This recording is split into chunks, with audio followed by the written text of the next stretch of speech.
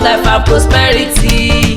Happy birthday, happy birthday, happy birthday, long life and prosperity. Ọlọ́jọ́ ìbí ẹ̀mí rẹ̀ á ṣe púpọ̀, mo ní tó bá ṣe yìí tán kó tún ṣe mí sí. Happy birthday, happy birthday, happy birthday, long life and prosperity. Mrs. Ayodepo Esther, congratulations on your new age. All thanks and honor belong to God that kept you alive till today.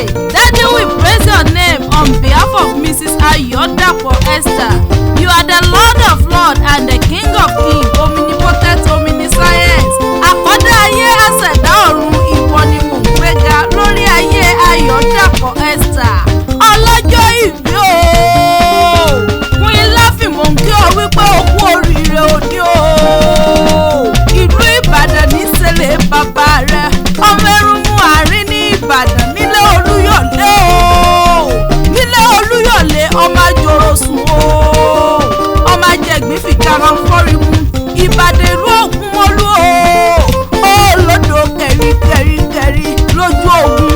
Ìbàdàn ìlú Ìbíkúnlé alágbàlá jayajaya, ìlú Àjàyí Ògìdì Olú ooo, òní kànga jípọn bèrè kó o tó wọ̀ torí bẹ́ẹ̀ ló lè gbèjà rẹ̀ olóhùn. Ọmọ Alágẹ̀lú ni ooo, nílé bàbá rẹ̀ ẹ dákun Ìbàdàn, mo ní ẹ jogun omi ẹ jogun òsìmí torí togun là ń kó Ìbàdàn. Màmá ẹni ọlábọ̀ ọgbọ́n bí Olúgbógbó ti rí gbó ooo, màmá àmọ̀ṣọpẹ́ kó ọgbọ́n bí Olúgbógbó ti rí gbó. Màmá àmọ̀yìn Olúwa ikú kì í pọjọ́ ooo, òní kú ní rèwerèwe. Aya wọn ní ìlú Ògbómọ̀ṣọ́ ooo, aya Àbáyọ̀mí, aya wọn ní ìlú Ògbómọ̀ṣọ́.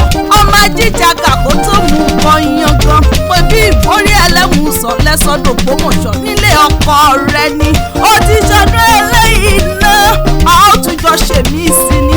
Towó tọmọ àìkú ti ń ṣe baálẹ̀ ọrọ̀.